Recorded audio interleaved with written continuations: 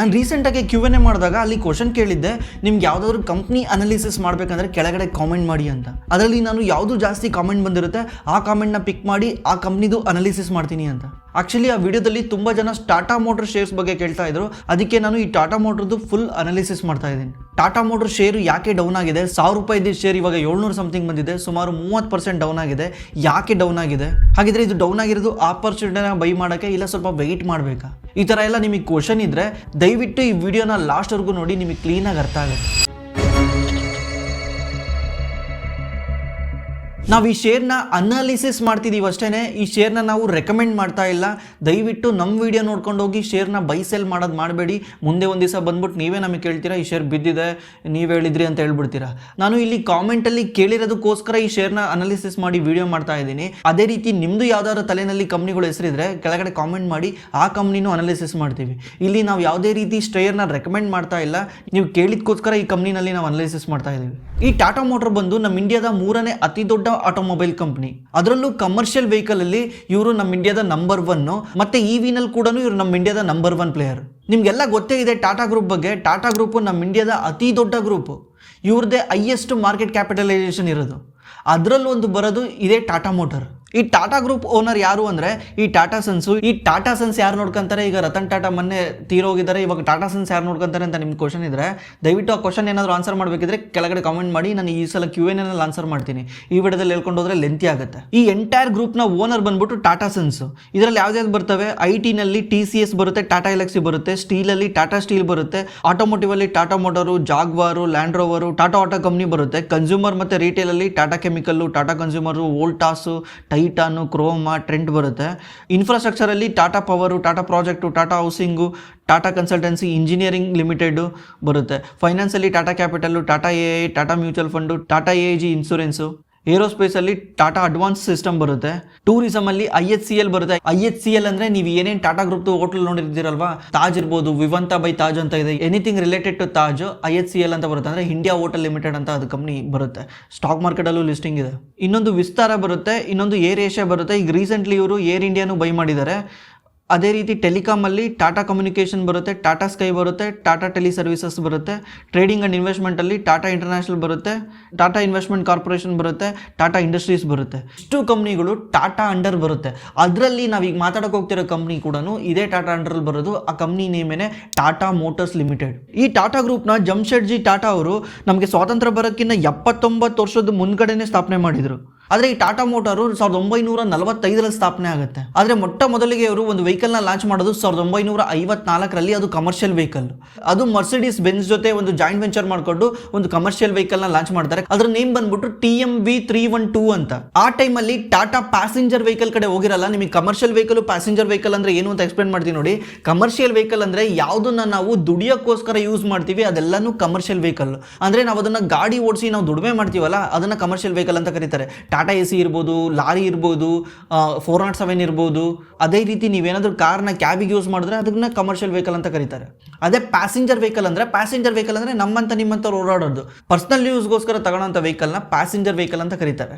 ಇವರು ಅವಾಗಲೇ ಪ್ಯಾಸೆಂಜರ್ ವೆಹಿಕಲ್ಗೆ ಕಾಲಿಟ್ಟಿರಲ್ಲ. ಯಾಕಂದರೆ ನಮ್ಮ ಇಂಡಿಯಾದಲ್ಲಿ ಇನ್ನೂ ನಮ್ಮ ಇಂಡಿಯನ್ದು ಇನ್ಕಮ್ ತುಂಬ ಕಡಿಮೆ ಇತ್ತು. ಅವಾಗ ಯಾರ ಹತ್ರನೂ ಕಾರ್ ಇರ್ತಿರ್ಲಿಲ್ಲ. ಆ ಟೈಮಲ್ಲಿ ಯಾರನ್ನ ಕಾರ್ ಇಟ್ಕೊಂಡಿದ್ದಾನೆ ಅಂದರೆ ಅವ್ನು ಶ್ರೀಮಂತ ಅಂತ. ಆ ಟೈಮಲ್ಲಿ ದುಡ್ಡು ಇರೋರ ಹತ್ರ ಮಾತ್ರ ಕಾರ್ ಇರ್ತಿತ್ತು, ಎಲ್ಲರ ಹತ್ರ ಇರ್ತಿರ್ಲಿಲ್ಲ. ಯಾಕಂದರೆ ಅವಾಗ ಲೋನ್ ಕೂಡ ಯಾರಿಗೂ ಸಿಗ್ತಾ ಇರಲಿಲ್ಲ ಕಾರ್ನ ಬೈ ಮಾಡೋಕ್ಕೆ. ನಿಧಾನಕ್ಕೆ ನಮ್ಮ ದೇಶ ಇಂಪ್ರೂವ್ ಆಗ್ತಾ ನಮ್ಮ ಜನಗಳ ಕೈಯಲ್ಲಿ ದುಡ್ಡು ಬರ್ತಾ ಇವರು ಕೂಡ ಪ್ಯಾಸೆಂಜರ್ ವೆಹಿಕಲ್ ಕಡೆ ಗಮನ ಕೊಡ್ತಾರೆ. ಅದಕ್ಕಿಂತ ಮುಂಚೆ ಮಾರುತಿನೇ ಡಾಮಿನೇಷನ್ ಆಗಿದ್ದ. ಈಗಲೂ ಮಾರುತಿನೇ ಡಾಮಿನೇಷನ್ನು, ಅವಾಗಲೂ ಮಾರುತಿನೇ ಡಾಮಿನೇಷನ್ ಆಗಿದ್ದ ಪ್ಯಾಸೆಂಜರ್ ವೆಹಿಕಲ್ ಅಲ್ಲಿ. ಆಗ ನಮ್ಮ ದೇಶದಲ್ಲಿ ಇದ್ದ ಕಂಪ್ನಿಗಳು ಯಾವಂದ್ರೆ ಹಿಂದೂಸ್ತಾನ್ ಮೋಟರ್ಸ್ ಅಂದರೆ ಅಂಬಾಸಿಡರ್ ಬರುತ್ತಲ್ಲ ಅದು, ಮತ್ತೆ ಅಶೋಕ್ ಲೈಲ್ಯಾಂಡ್ ತುಂಬಾ ವೆಹಿಕಲ್ ಬರ್ತವೆ. ಅದೇ ರೀತಿ ಫೋರ್ಡು, ಚವರ್ಲೆಟು ಇದೆಲ್ಲ ಬ್ರ್ಯಾಂಡ್ ಇರುತ್ತೆ. ಟಾಟಾ ಮೋಟರು 1969ರಲ್ಲಿ ಬೆನ್ಸ್ ಜೊತೆ ಇದ್ದಿದ್ದ ಪಾರ್ಟ್ನರ್ಶಿಪ್ನ ಕ್ಯಾನ್ಸಲ್ ಮಾಡಿಕೊಂಡು ಇವರೇ ಇಂಡಿಪೆಂಡೆಂಟ್ ಆಗಿ ವೆಹಿಕಲ್ಗಳನ್ನ ಲಾಂಚ್ ಮಾಡೋಕೆ ಸ್ಟಾರ್ಟ್ ಮಾಡ್ತಾರೆ. 1991ರಲ್ಲಿ ಟಾಟಾ ಸಿಮೆರಾ ಅನ್ನೋ ಒಂದು ಗಾಡಿನ ಲಾಂಚ್ ಮಾಡ್ತಾರೆ. 1992ರಲ್ಲಿ ಟಾಟಾ ಎಸ್ಟೇಟ್ ಅನ್ನೋ ಒಂದು ಗಾಡಿನ ಲಾಂಚ್ ಮಾಡ್ತಾರೆ. 1994ರಲ್ಲಿ ಟಾಟಾ ಸುಮೋ ಅನ್ನೋ ಒಂದು ಗಾಡಿನ ಲಾಂಚ್ ಮಾಡ್ತಾರೆ. 1998ರಲ್ಲಿ ಟಾಟಾ ಸಫಾರಿ ಅನ್ನೋ ಒಂದು ಗಾಡಿನ ಲಾಂಚ್ ಮಾಡ್ತಾರೆ. ನಮ್ಮ ಇಂಡಿಯಾದಲ್ಲಿ first time 100% made in India ಒಂದು ಕಾರ್ನ ತಯಾರು ಮಾಡಿದ್ದು ಈ ಟಾಟಾದವ್ರೆ. ಆ ಕಾರ್ ನೇಮ್ ಬಂದ್ಬಿಟ್ಟು ಟಾಟಾ ಇಂಡಿಗೋ ಇಂಡಿಕಾ. 1998ರಲ್ಲಿ ಈ ಕಾರ್ನ ಲಾಂಚ್ ಮಾಡ್ತಾರೆ. ಮುಂದೆ ಹೋಗಿ ಟಾಟಾ ಗ್ರೂಪು ಜಗತ್ತಿಗೆ ಗೊತ್ತಾಗಿದ್ದು 2008ರಲ್ಲಿ. ಹೆಂಗೆ ಅಂದರೆ ನಿಮಗೆ ಎಲ್ಲ ಗೊತ್ತಿದೆ ಆ ಸ್ಟೋರಿ. ಒಂದ್ಸಲ ರತನ್ ಟಾಟಾ ಫೋರ್ಡ್ ಗ್ರೂಪ್ಗೆ ಹೋಗಿ ಅವ್ರ ಕಂಪ್ನಿನಲ್ಲಿ ಪ್ರಾಬ್ಲಮ್ ಆಗ್ತಾ ಇದೆ, ಇನ್ವೆಸ್ಟ್ಮೆಂಟ್ ಬೇಕು ಅಂತ ಕೇಳಿದಾಗ ಅವ್ರಿಗೆ ಅವಮಾನ ಮಾಡಿ ಕಳಿಸಿರ್ತಾರೆ. ಆದರೆ 2008 ಫೈನಾನ್ಷಿಯಲ್ ಕ್ರೈಸಿಸಲ್ಲಿ ಜಗತ್ತೇ ಫೈನಾನ್ಷಿಯಲ್ ಕ್ರೈಸಿಸಲ್ಲಿ ಅನುಭವಿಸ್ತಾ ಇರುತ್ತೆ. ಆ ಟೈಮಲ್ಲಿ ಫೋರ್ಡ್ ತನ್ನ ಎಂಟಿಟಿ ಆಗಿರೋ JLR ಅಂದರೆ ಜಾಗ್ವಾರ್ ಆ್ಯಂಡ್ ಲ್ಯಾಂಡ್ ರೋವರ್, ಈ ಬಿಸ್ನೆಸ್ನ ಸೆಲ್ ಮಾಡಬೇಕಂತ ಇರುತ್ತೆ. ಆ ಟೈಮಲ್ಲಿ ಯಾರ ಕೈಯಲ್ಲೂ ದುಡ್ಡಿರಲ್ಲ ಆ ಬಿಸ್ನೆಸ್ನ ಬೈ ಮಾಡೋಕ್ಕೆ. ಬಟ್ ಟಾಟಾ ಗ್ರೂಪ್ನ ರತನ್ ಟಾಟಾ ಹೋಗಿ ಆ ಬಿಸ್ನೆಸ್ನ ಅಕ್ವೈರ್ ಮಾಡ್ತಾರೆ.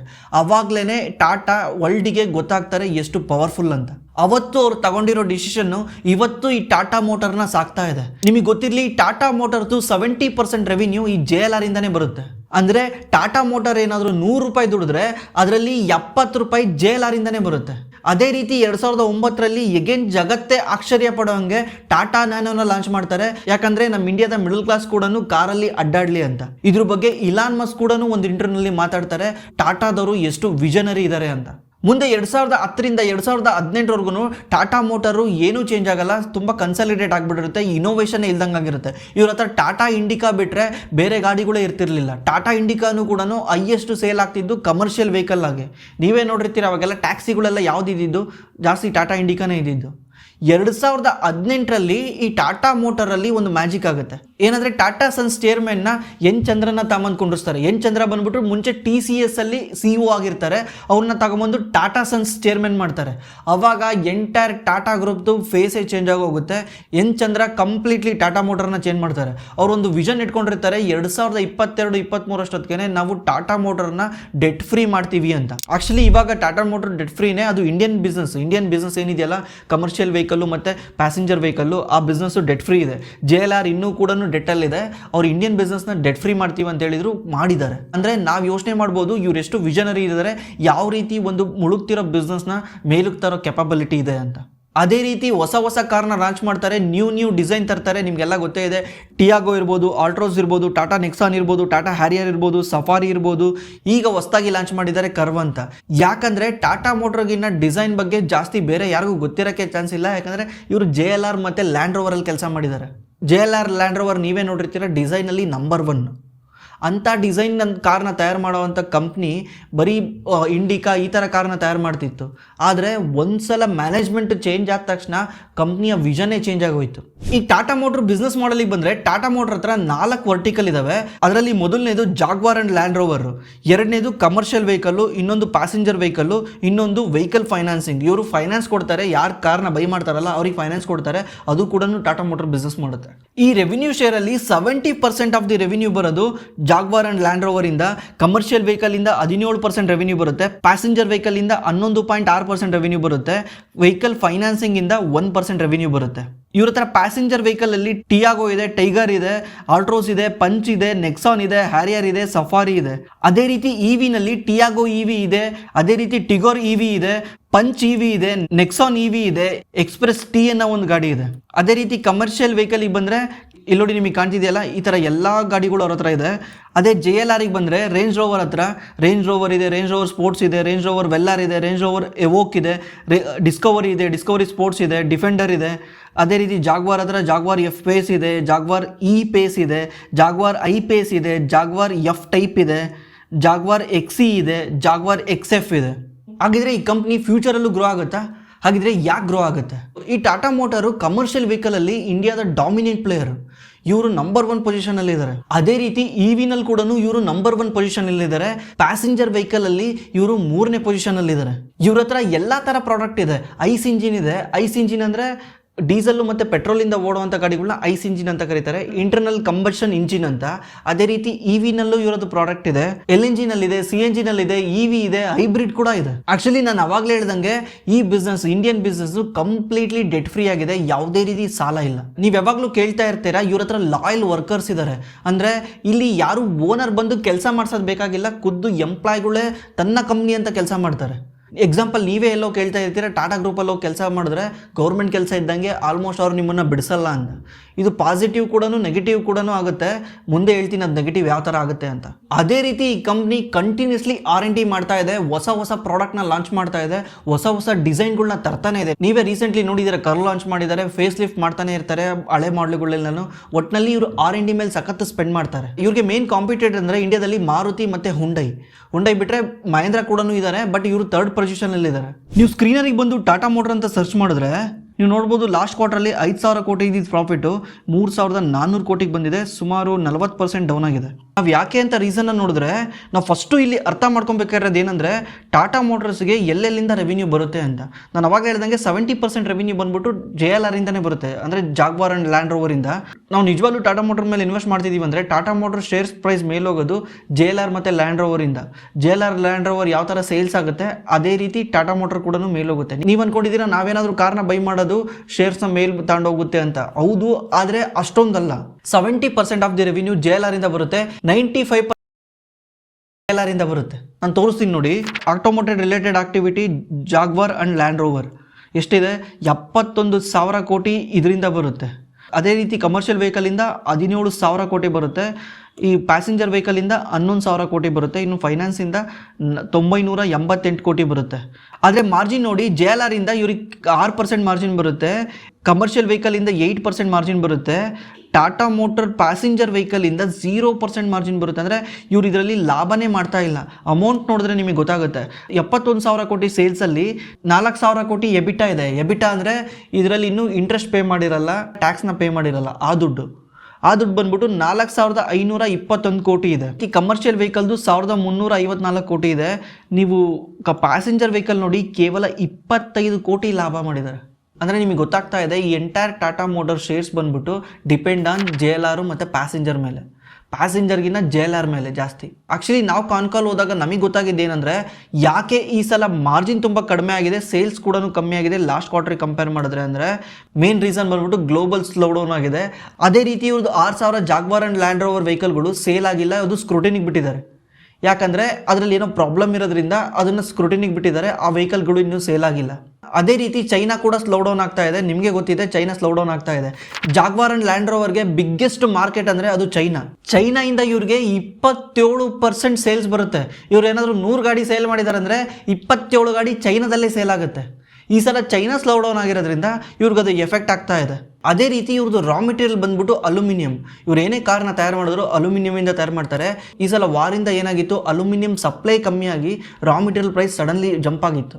ಇದು ಕೂಡ ಇವ್ರಿಗೆ ಮಾರ್ಜಿನ್ಗೆ ಹೊಡ್ತಾ ಬಿದ್ದಿದೆ. ಅದಕ್ಕೆ ಲಾಸ್ಟ್ ಕ್ವಾರ್ಟರ್ಗೂ ಈ ಕ್ವಾರ್ಟರ್ಗೂ ಕಂಪೇರ್ ಮಾಡಿದ್ರೆ ಮಾರ್ಜಿನ್ನು 6% ಬಂದಿದೆ. ಲಾಸ್ಟ್ ಕ್ವಾರ್ಟರ್ ಅದು 10% ಇತ್ತು JLRದು.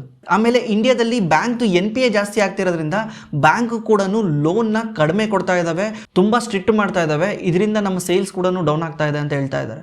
ಅದಲ್ಲದೆ ತುಂಬ ವೆಹಿಕಲ್ಗಳು ಡೀಲರ್ ಹತ್ರನೇ ಇತ್ತು, ಡೀಲರಲ್ಲೇ ಇನ್ವೆಂಟ್ರಿನಲ್ಲಿ ತುಂಬಿದ್ರಿಂದ ಸೇಲ್ಸ್ ಕಮ್ಮಿ ಆಗಿದೆ. ಈಗ ನಾವು ಅದನ್ನು ಡಿಸ್ಕೌಂಟಲ್ಲಿ ಸೆಲ್ ಮಾಡಿಬಿಟ್ಟು ಇನ್ವೆಂಟ್ರಿ ಖಾಲಿ ಮಾಡ್ತಾ ಇದ್ದೀವಿ. ನೆಕ್ಸ್ಟು ನಾವು ಯಾವುದೇ ರೀತಿ ಇನ್ವೆಂಟ್ರಿ ಇಟ್ಕೊಳಲ್ಲ, ವರ್ಕಿಂಗ್ ಕ್ಯಾಪಿಟಲ್ನ ನಾವು ಕ್ಲೀನಾಗಿ ಮೇಂಟೈನ್ ಮಾಡ್ತೀವಿ ಅಂತ ಮ್ಯಾನೇಜ್ಮೆಂಟ್ ಹೇಳ್ತಾ ಇದೆ. ಮತ್ತು ಮ್ಯಾನೇಜ್ಮೆಂಟ್ ಗೈಡೆನ್ಸ್ ಕೊಟ್ಟಿದೆ, H2ನಲ್ಲಿ ನಾವು ರಿಕವರಿ ಆಗ್ತೀವಿ. ಈ ಕ್ವಾರ್ಟರಲ್ಲಿ ನಾವು ಕೇವಲ 86,000 ಯೂನಿಟ್ನ ಮಾತ್ರ ಪ್ರೊಡ್ಯೂಸ್ ಮಾಡೋಕ್ಕಾಗಿದೆ, ಯಾಕಂದರೆ ಅಲ್ಯೂಮಿನಿಯಂ ಪ್ರಾಬ್ಲಮಿಂದ. ಅದಲ್ಲದೆ ಸುಮಾರು 6,000 ಯೂನಿಟ್ಟು ನಾವು ಸೇಲೇ ಮಾಡೋಕ್ಕಾಗಿಲ್ಲ, ಯಾಕಂದರೆ ಕ್ವಾಲಿಟಿ ಚೆಕ್ಕಲ್ಲಿ ಇದ್ದಿದ್ದರಿಂದ. ಇದೆಲ್ಲನೂ ನೆಕ್ಸ್ಟ್ ಕ್ವಾರ್ಟರ್ಲಿ ಸರಿಯಾಗುತ್ತೆ ಅಂತ ಹೇಳ್ತಾ ಇದ್ದಾರೆ. ಅದಲ್ಲದೆ ಮಾರ್ಜಿನ್ ಕೂಡ ನಾವು ಇನ್ಕ್ರೀಸ್ ಮಾಡ್ತೀವಿ ಅಂತ ಹೇಳ್ತಾ ಇದ್ದಾರೆ. ಈಗ 6% ಇರೋ ಮಾರ್ಜಿನ್ನು ನಾವು 10%ಗೆ ತಗೊಂಬರ್ತೀವಿ, 10% ಸ್ಟೇಬಲ್ ಮಾರ್ಜಿನ್ನ ಮೇಂಟೈನ್ ಮಾಡ್ತೀವಿ ಬರೋ ಕ್ವಾರ್ಟರ್ಗಳಲ್ಲಿ ಅಂತ ಹೇಳ್ತಾ ಇದ್ದಾರೆ. ಎಷ್ಟು ಅಂದರೆ ನಮ್ಮ ಇಂಡಿಯಾದಲ್ಲಿ ಜೂನ್ ಬಂದ್ಬಿಟ್ಟು ಮೊದಲನೇ ಕ್ವಾರ್ಟರ್, ಸೆಪ್ಟೆಂಬರ್ ಬಂದ್ಬಿಟ್ಟು 2ನೇ ಕ್ವಾರ್ಟರ್. ಇದು 2 ಕ್ವಾರ್ಟರ್ ಸೇರಿಬಿಟ್ಟು ಆಫ್ ಆಫ್ ದಿ ಇಯರ್ ಅಂತ ಕರೀತಾರೆ. H1 ಇದು ಆಫ್ ಆಫ್ ದಿ ಇಯರ್ನ H1 ಅಂತಾರೆ. ನೆಕ್ಸ್ಟ್ ಬರೋದು ಡಿಸೆಂಬರು ಮತ್ತು ಮಾರ್ಚು. ಇವೆರಡರಲ್ಲಿ ನಮ್ಮದು ರಿಸಲ್ಟ್ ತುಂಬ ಚೆನ್ನಾಗಿರುತ್ತೆ ಅಂತ ಹೇಳ್ತಾ ಇದ್ದಾರೆ. ನಾನು ಇಷ್ಟೋ ತನಕ ಹೇಳಿದ್ದು ಎಲ್ಲನೂ JLR ಬಗ್ಗೆ, ಇಂಡಿಯನ್ ಬಿಸ್ನೆಸ್ ಬಗ್ಗೆ ಇವ್ರು ಯಾರು ಮಾತಾಡೋದೇ ಇಲ್ಲ. ಮ್ಯಾನೇಜ್ಮೆಂಟ್ ಆದರೆ ಅಷ್ಟೊಂದು ಕ್ವಶನ್ನೇ ಕೇಳಲ್ಲ, ಯಾಕಂದರೆ ಮೇನ್ ಇವ್ರದ್ದು ಬ್ರೆಡ್ ಆ್ಯಂಡ್ ಬಟರ್ ಬಂದ್ಬಿಟ್ಟು JLR. ಇಂಡಿಯನ್ ಬಿಸ್ನೆಸ್ ಇನ್ನೂ ಪ್ರಾಫಿಟಬಲ್ ಇಲ್ಲ, ಅದು ಇನ್ನೂ ಪ್ರಾಫಿಟಬಲ್ ಮಾಡಬೇಕಂತ ಇದ್ದಾರೆ. ನಿಮಗೆ ಗೊತ್ತಿದೆ, ಯಾಕಂದರೆ ಇವರು ಪ್ರೈಸ್ನ ಕಮ್ಮಿ ಕೊಟ್ಟು ಕ್ವಾಲಿಟಿನ ಜಾಸ್ತಿ ಕೊಡಬೇಕನ್ನೋದು ಇವ್ರದ್ದು ಮೇನ್ ಅಜೆಂಡಾ. ಅದರಿಂದನೇ ಇವ್ರದ್ದು ಮಾರ್ಜಿನ್ ತುಂಬ ಕಡಿಮೆ ಇದೆ. ಅದೇ ನೀವು ಮಾರುತಿ ಮಾರ್ಜಿನ್ ತೆಗೆದು ನೋಡಿ 14% ಇದೆ, ಇವ್ರದ್ದು 0% ಇದೆ. ಲಾಸ್ಟ್ ಕ್ವಾರ್ಟರ್ ಎಲ್ಲನೂ 2% ಇತ್ತು. ಅಂದರೆ ಇವ್ರು ಏನಾದರೂ 100 ರೂಪಾಯಿ ಪ್ರಾಡಕ್ಟ್ನ ಸೆಲ್ ಮಾಡಿದ್ದಾರೆ ಅಂದರೆ ಅದರಲ್ಲಿ ಕೇವಲ 2 ರೂಪಾಯಿ ಮಾತ್ರ ಇವ್ರು ಲಾಭ ಮಾಡ್ತಿದ್ದಾರೆ. ಮಾರುತಿ 14 ರೂಪಾಯಿ ಲಾಭ ಮಾಡ್ತಿದ್ದಾನೆ. ಇವ್ರ ಕ್ವಾಲಿಟಿ ಜಾಸ್ತಿ ಕೊಡೋದ್ರಿಂದ ಇವ್ರ ಮಾರ್ಜಿನ್ ತುಂಬ ಕಡಿಮೆ ಇದೆ. Over A period of time sales increase ಆದರೆ ಅದರಲ್ಲೂ ಕೂಡ ಮಾರ್ಜಿನ್ ಮಾಡ್ತಾರೆ. ಮಾಡ್ಬೋದು over A period of time sales increase ಆದರೆ. ಯಾಕಂದರೆ ಇಂಡಿಯನ್ ಪ್ಯಾಸೆಂಜರ್ ವೆಹಿಕಲ್ ಏನು ಅವ್ರದ್ದು ಸೇಲ್ಸ್ ಡೌನ್ ಆಗಿಲ್ಲ, ನೀವೇ ನೋಡ್ತಿದ್ದೀರಾ ದಿವಸದಿಂದ ದಿವಸಕ್ಕೆ ಹೊಸ ಪ್ರಾಡಕ್ಟ್ನ ಲಾಂಚ್ ಮಾಡ್ತಿದ್ದಾರೆ. Over A period of time ಈ ಬಿಸ್ನೆಸ್ಸು ಕೂಡ ಇವರಿಗೆ ಪ್ರಾಫಿಟಬಲ್ ಆದರೆ ನೆಟ್ ಪ್ರಾಫಿಟ್ ತುಂಬ ಜಂಪ್ ಆಗೋ ಎಲ್ಲ ಚಾನ್ಸಸ್ ಇದೆ. ಈ ಕಂಪ್ನಿನಲ್ಲಿ ಯಾವುದ್ಯಾವುದು ಪಾಸಿಟಿವ್ ಇದೆಯೋ ಅದೇ ರೀತಿ ತುಂಬ ನೆಗೆಟಿವ್ ಕೂಡ ಇದೆ. ಏನಂದರೆ ನಾನು ಅವಾಗಲೇ ಹೇಳ್ದಂಗೆ ಈ ಕಂಪ್ನಿ ಇನ್ನೂ ಪ್ಯಾಸೆಂಜರ್ ವೆಹಿಕಲಲ್ಲಿ ಯಾವುದೇ ರೀತಿ ಎಬಿಟಾ ಪಾಸಿಟಿವ್ ಬಂದೇ ಇಲ್ಲ. ಪಾಸಿಟಿವ್ ಬರ್ತಾರೆ ಮತ್ತೆ ಡೌನ್ ಆಗುತ್ತೆ, ಬರ್ತಾರೆ ಡೌನ್ ಆಗುತ್ತೆ. ಇದು ಇನ್ನೂ ದುಡ್ಡೇ ಮಾಡ್ತಿಲ್ಲ ಅದರಲ್ಲಿ. ಅದಲ್ದಲ್ಲೇ ಇವ್ರು ತುಂಬ ಇವಿನಲ್ಲಿ ಫೋಕಸ್ ಮಾಡಿದ್ದಾರೆ. ಸುಮಾರು 18,000 ಕೋಟಿ ಇವರು ಇವಿನಲ್ಲಿ ಇನ್ವೆಸ್ಟ್ ಮಾಡ್ತಾ ಇದ್ದಾರೆ. ಈ ಇವಿದು ಪ್ರಾಬ್ಲಮ್ ಏನಂದ್ರೆ ನಮ್ಮ ಇಂಡಿಯಾದಲ್ಲಿ ಇಂಡಿಯನ್ ಗೌರ್ಮೆಂಟ್ ಟಾರ್ಗೆಟ್ ಇದೆ EV 30 ಅಂತ. ಅಂದ್ರೆ ನಮ್ಮ ಇಂಡಿಯಾದಲ್ಲಿ ರೋಡಲ್ಲಿ ಓಡಾಡೋ ಗಾಡಿಗಳಲ್ಲಿ 30% ಗಾಡಿಗಳು 2030 ಇರಬೇಕು ಅಂತ. ಆದರೆ ಇವ್ರ ಗೋಲ್ಗೂ ಡೇಟಾಗೂ ಮಿಸ್ ಮ್ಯಾಚ್ ಸಖತ್ತಿದೆ. ಯಾಕಂದರೆ ಇವ್ರು ಹೇಳ್ತಿರೋ ಗೋಲ್ ಪ್ರಕಾರ ಆಗ್ತಾನೇ ಇಲ್ಲ. EV year on year grow ಆಗ್ತಿರೋದು ನಮ್ಮ ದೇಶದಲ್ಲಿ ಕೇವಲ 7%. ಅದೇ hybrid vehicle year on year grow ಆಗ್ತಿರೋದು 20%. ಯಾಕೆ ಈ ಪ್ರಾಬ್ಲಮ್ ಆಗ್ತಿದೆ ಅಂದರೆ ನಿಮಗೆ ಎಲ್ಲ ಗೊತ್ತಿದೆ, ನಮ್ಮ ಜನಗಳಿಗೆ ಇನ್ನೂ ಕನ್ಫ್ಯೂಷನ್ ಇದೆ. EV ತಗೊಳೋದ ಬೇಡ, ಸುಟ್ಟೋಗಿದ್ರೆ ಏನು ಕತೆ, ನಾನು ಓಡಾಡ್ತಿರ್ಬೇಕಾದ್ರೆ ಏನಾದರೂ ಬೆಂಕಿ ಎತ್ಕೊಂಡ್ಬಿಟ್ರೆ ಏನು ಕತೆ, ಈ ಥರ ತುಂಬ ಮಿಸ್ಕನ್ಸೆಪ್ಷನ್ ಇದೆ. ಅದಲ್ದಲ್ಲೇ ಇದ್ರ ಪ್ರೈಸ್ ಕೂಡ ಜಾಸ್ತಿ ಇದೆ. ಮತ್ತು ನೀವೇನಾದರೂ ಇದನ್ನು ಹೊರಗಡೆ ತಗೊಂಡೋಗ್ಬೇಕಂದ್ರೆ ಸಿಟಿ ಬಿಟ್ಟು ಹೊರಗಡೆ ತಗೊಂಡೋಗೋಕ್ಕಾಗೋದೇ ಇಲ್ಲ. ಯಾಕಂದರೆ ನೀವು ಸಿಟಿ ಬಿಟ್ಟು ಹೊರಗಡೆ ತಗೊಂಡೋಗ್ಬೇಕಂದ್ರೆ ಚಾರ್ಜ್ ಡೌನ್ ಆಗಿಬಿಟ್ರೆ ಏನು ಮಾಡೋದು ಅಂತ ತುಂಬ ಜನಕ್ಕೆ ಕ್ವಶನ್ ಇದೆ.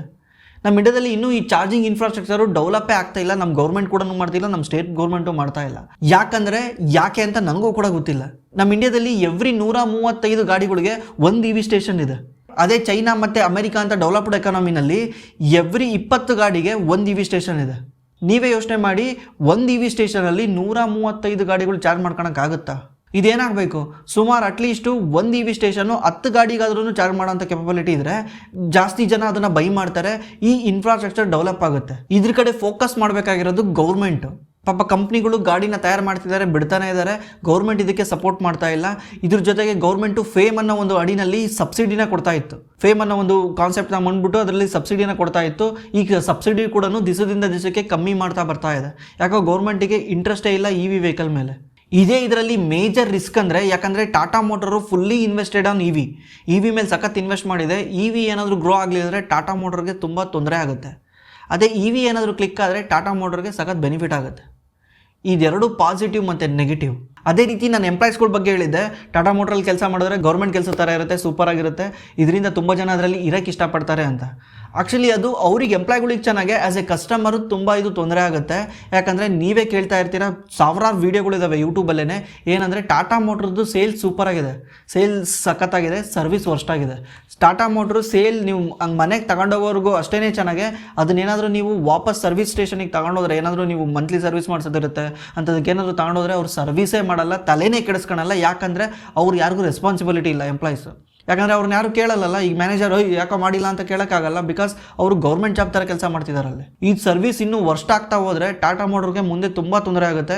ಯಾಕಂದರೆ ಯಾರೇ ಆಗಲಿ ಗಾಡಿ ತಗೊಂಡಿದ್ದಾನೆ ಅಂದರೆ ಸರ್ವಿಸ್ ಚೆನ್ನಾಗಿದ್ರೇ ಅವ್ನು ಖುಷಿ ಆಗ್ತಾನೆ. ಅವ್ನು 4 ಜನ ಕೇಳ್ತಾನೆ, ಹೋಗಿ ಗಾಡಿ ಸೂಪರ್ ಆಗಿದೆ, ಸರ್ವಿಸ್ ಕೂಡ ಚೆನ್ನಾಗಿದೆ, ದಯವಿಟ್ಟು ಹೋಗಿ ಬೈ ಮಾಡು ಅಂತ. ಅದೇ ಏನಾದರೂ ಗಾಡಿ ಸೂಪರ್ ಆಗಿದೆ, ಅಂಥ ಫ್ಯೂಚರ್ ಇದೆ, ಇಂಥ ಫ್ಯೂಚರ್ ಇದೆ, 5 ಸ್ಟಾರ್ ರೇಟಿಂಗ್ ಇದೆ, ಅದಿದೆ ಅಂತೇಳಿ ನಾಳೆ ಸರ್ವಿಸ್ ಚೆನ್ನಾಗಿಲ್ಲ ಅಂದರೆ ಅವ್ನು ಯಾರಿಗೂ ಎಂಕರೇಜ್ ಮಾಡಲ್ಲ ಬೈ ಮಾಡಬೇಕು ಅಂತ. ಇದನ್ನು ಟಾಟಾ ಮೋಟರು ಯಾವ ರೀತಿ ಸಾಲ್ವ್ ಮಾಡುತ್ತೆ ಅನ್ನೋದನ್ನ ನೋಡಬೇಕು. ಇದು ಈ ಕಂಪ್ನಿಯ ನೆಗೆಟಿವ್ ಮತ್ತೆ ಪಾಸಿಟಿವ್. ಈ ಕಂಪ್ನಿನ ಬೈ ಮಾಡಬೇಕಾ ಬೇಡ ಅನ್ನೋದು ನಿಮ್ಮ ಮೇಲೆ ಡಿಪೆಂಡ್ ಆಗಿದೆ. ಈ ಕಂಪ್ನಿ ಬಗ್ಗೆ ಅನಾಲಿಸಿಸ್ ಮಾಡಿ ಅಂತ ಕಾಮೆಂಟ್ ಮಾಡಿರೋದ್ರಿಂದ ನಾವು ಈ ವಿಡಿಯೋ ಮಾಡ್ತಾ ಇರೋದು. ಇದು ಯಾವುದೇ ರೀತಿ ಬೈ ಸೆಲ್ ರೆಕಮೆಂಡೇಶನ್ ಅಲ್ಲ. ಇದೇ ರೀತಿ ಇನ್ನೂ ಯಾವುದಾನ ಕಂಪ್ನಿ ಬಗ್ಗೆ ಅನಾಲಿಸಿಸ್ ಮಾಡಬೇಕಂದ್ರೆ ಕೆಳಗಡೆ ಕಾಮೆಂಟ್ ಮಾಡಿ, ಹೈಯೆಸ್ಟ್ ಕಾಮೆಂಟ್ ಯಾವ್ದು ಬಂದಿರುತ್ತೋ ಅಂಥ ಕಂಪ್ನಿಗಳನ್ನ ಪಿಕ್ ಮಾಡಿ ವಿಡಿಯೋ ಮಾಡ್ತೀವಿ. ಥ್ಯಾಂಕ್ಸ್ ಫಾರ್ ವಾಚಿಂಗ್, ಮತ್ತೆ ಸಿಗೋಣ.